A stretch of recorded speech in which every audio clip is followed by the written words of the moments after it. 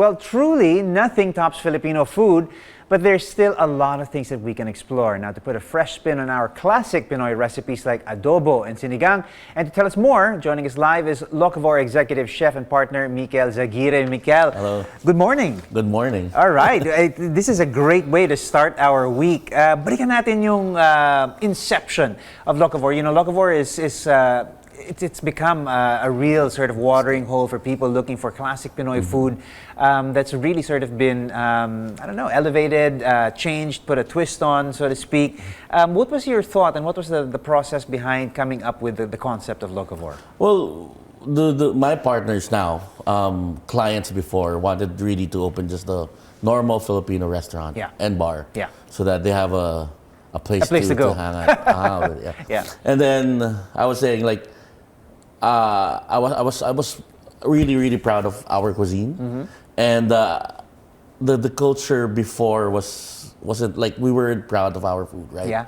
It all looks the same, right? It's a one-pot wonder, yeah, and like everything was brown, correct. So it needs plating, you know. And I was so excited to share ideas to them, like how can we repackage or how can we show this or present this to a whole new level, to different people, to foreigners, to locals, to everyone, basically. Yeah, absolutely. And have something different.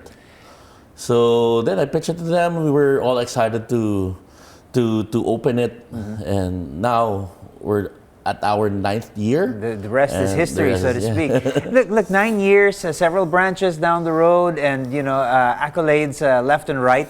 Obviously, it was an idea whose time had come, and it's an idea that continues to work. Fusion and I don't know, putting a fresh spin or a fresh twist on classic Filipino recipes is obviously something that does work.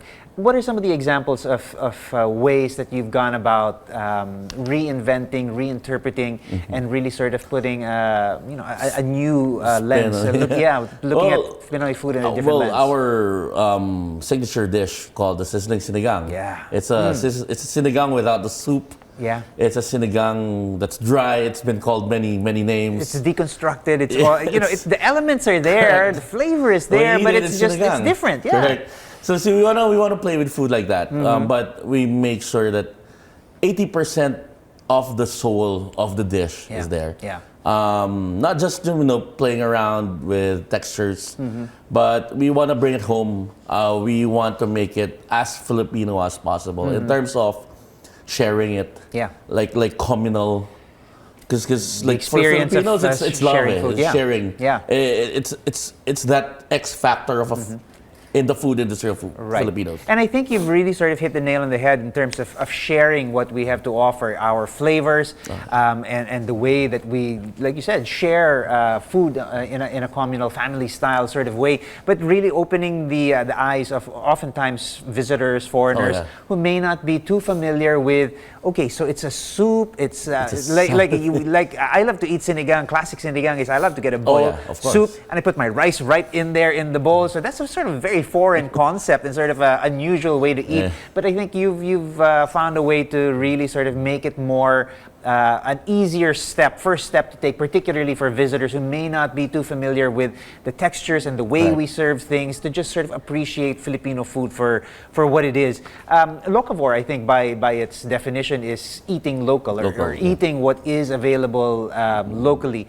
How else have you sort of I don't know, taken that to heart in terms of where you've taken your. Well, at first it was cuisine. just the ingredients, it was the cuisine, it was locally made products. But as we went along and, you know, grew, it's the stories or the inspirations behind it. We want to tap into the Korean market because of the Korean craze. Yeah, sure. And then there's a kimchi sinigang. Okay.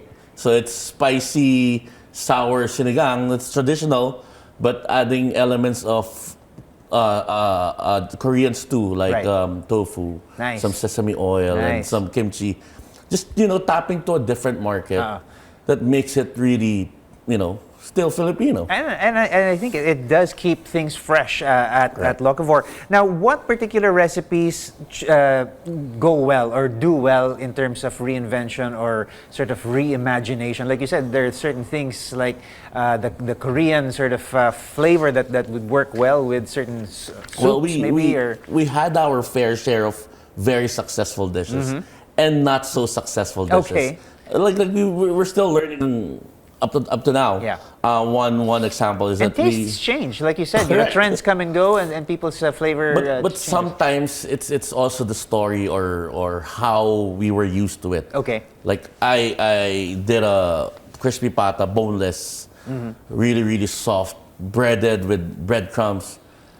I thought it was gonna fly. Chef, nakagutom ka magkwento But apparently Pinoys love to nib on the bone. Yeah. And to make it, kamay and himay. And the bone has to be there. so sometimes it's not so successful. Right. But we just make sure that we try to give in new experiences. Right. Well, I was going to ask you how much of, legacy recipes or heritage recipes, how much of that soul has to remain and how do you choose what part of that recipe becomes, okay, that's written in stone, we can't change that. It sounds like you really just learned by experience, trial and error. Yeah, it's also based on seasons. Like, if the summer is coming, we want to make sure everything's light and fresh. Sure. Yeah. So we touch on dishes that's more citrusy, like kilawins. Yeah. Some ihaw. Pag nakabakasyon kayo, imposibleng walang inihaw na liempo. Yes. Things like that. Yeah. Not really into it. Like, we're not OC on, this dish has to be like this or like that. I guess we just have to try it out. Yeah. And base it from inspirations and stories. Sure. Well, I think food is an emotional experience. Very. You sort of have to just follow your heart, and there's no one recipe, I suppose, that you have to really stick to. Listen, the idea of where Filipino food or maybe Locavore's food and menu is, what direction is it going to be heading into?